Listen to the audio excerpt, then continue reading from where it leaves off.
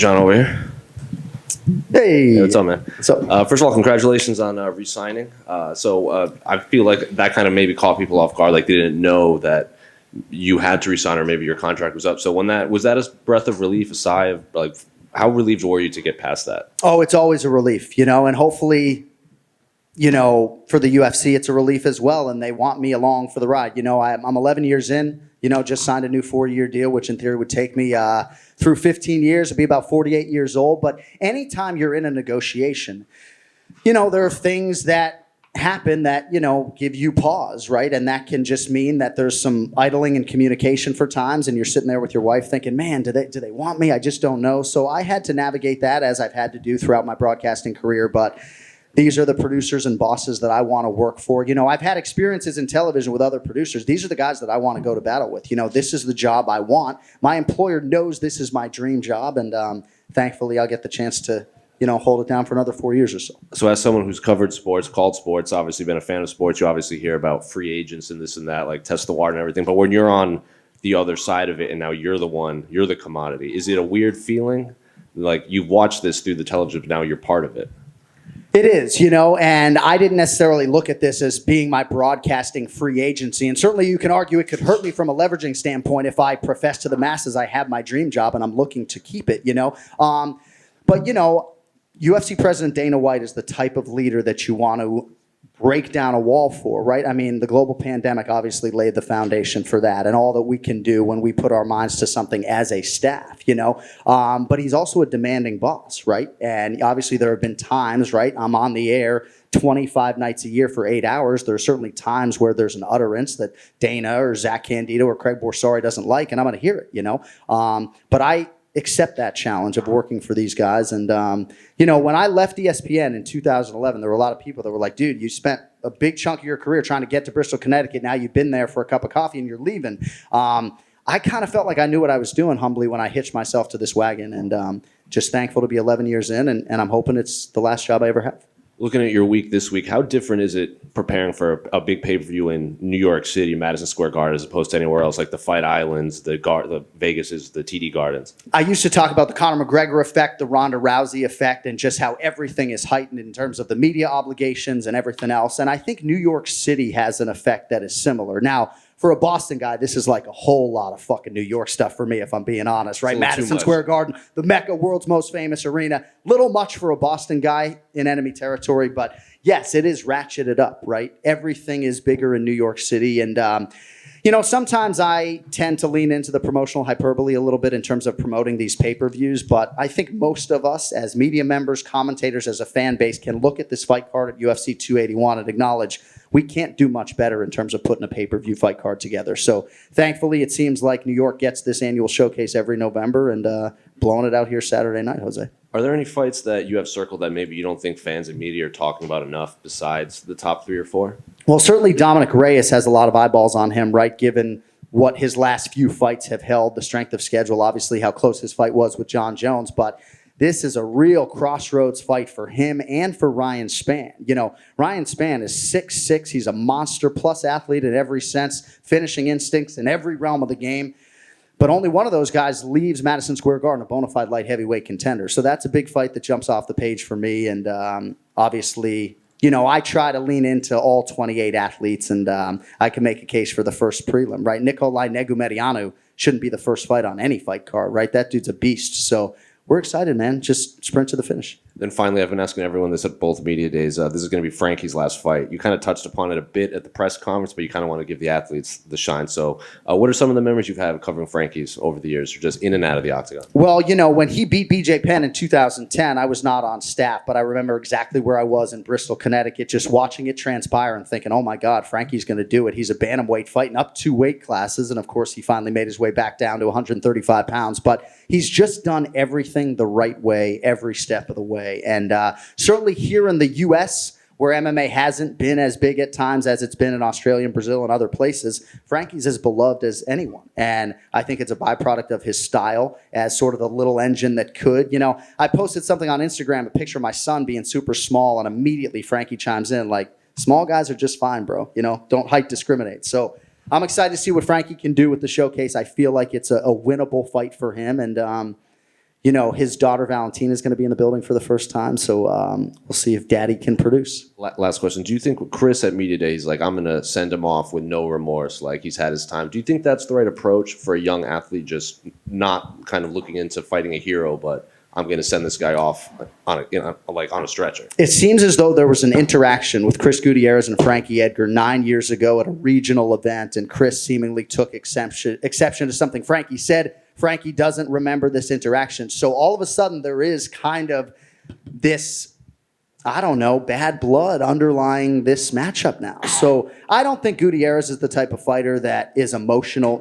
He's one of the best in the world. He really is. I mean, he's the best non-ranked bantamweight right now, deserves this opportunity. And, I mean, Pereira has provided a whole lot of ammunition for Israel Adesanya. I mean, he has leaned heavily into all of that stuff. And I don't think it's going to play a factor on fight night, and I don't think for Gutierrez it will either. Just curious, going off Adesanya, you get to see these guys. We all see them walking around the hotel. We kind of get a sense of their vibe on fight week. Do you feel the same as me, that Israel seems a little bit more stoic and a little bit less fun this week? He seems to be here to get to business as well. Absolutely. You got the right read. And part of that is calculated, to be sure. I mean, he wanted to be reactive this week and not really leading the dance. And even I thought his approach at the press conference wasn't necessarily an approach he had taken prior. He was very subdued, and I think perhaps that has something to do with the matchup, but also Valentina Shevchenko will be the first to tell you, you got to manage your energy with the media all week. I mean, some of these fighters come into this setting with you guys, and granted, you sit down with them a little bit earlier than we do, but we'll sit down with them on Thursday. They're about to go into their weight cut, and they're giving us all of this great energy, and sometimes I can't help but think, even though we're extracting good things from them, that, man, might want to save a little bit of that energy. So I think part of it is just saving his energy and not wanting to get overly emotional. But yeah, I definitely am sensing a different vibe from Izzy this week than prior pay-per-views. And similar to that, so then you have Dustin yesterday, who's very subdued here at the media day, but then you've got Michael Chandler, who'll give you a monologue on any question you ask him. It's curious to see the difference in those two energies, but yet they still produce the same sort of output in the cage. I'm curious, what's your take on that fight? Yeah, no, I cannot wait for that fight. And I will also say, when Daniel Cormier and I were at the Residence Inn in Las Vegas with Dustin Poirier before that second fight with Conor McGregor, and we were all going to go to Fight Island, we sort of sensed some tension from Dustin Poirier, right? And I think DC was sort of like, this is sort of a weird vibe I'm getting from Dustin. And then what does he do? Goes to Fight Island and knocks out Conor McGregor. So sometimes I think we can lean in a little bit too much to that stuff. Dustin just doesn't really care about feelings. He cares about fighting. And I know that's sort of a simplistic way to put it, but I just don't think, even if you saw these two guys in their interview with DC, and DC said, doesn't he, Chandler, have the right to be a little bit upset? And Dustin's like, dude, I don't give a fuck, So I just think they're absolute warriors. I am a bit surprised at the betting line, if I'm being honest. Michael Chandler was plus 150. He's swelled to plus 190. So I didn't expect the fight to be that wide. But what an opportunity for Poirier to prove that his UFC experience means a whole lot. If there was any genesis for the bad blood, it was that Poirier seemingly felt like Chandler got a little bit fast-tracked when he came to the UFC, and I guess he's earned the fight now. Last one for me. You talked about managing your energy if you're a fighter for fight week. When you have a fight like that on the card with Dustin and Michael, do you kind of have to think okay, so we're starting the pay-per-view, but in 2 fights' time, I know I'm going to be screaming and shouting for 3 rounds. Do you kind of have to look at that as you're going up the fight cards? Well, when I first got hired, we were doing 10 or 11 fights a night and not 15. I know, the glory days, Oscar. But I was even told, I remember, by Craig Borsari before my first show, you need to save room in your register because the fights get bigger as the night goes along. But the one thing that I can control is my energy. And a lot of it is just in the lead up all week. I'm not going to dinner Friday night. I'm not really drinking during fight week, because I need to have energy for my broadcast partners. And if they ebb and flow during the night, that's the one thing that I can really control. I might not be as articulate on one night. I might be flubbing all the time, but the energy is always the thing that I can control. And, adrenaline's a powerful thing. I mean, to me, this is the craziest live sporting event setting in the world. And I feed off of that adrenaline. I feed off my broadcast partners, and haven't really gassed out yet. I mean, I get to the hotel room, I'm toast, but I don't know that I've gassed out on the air yet.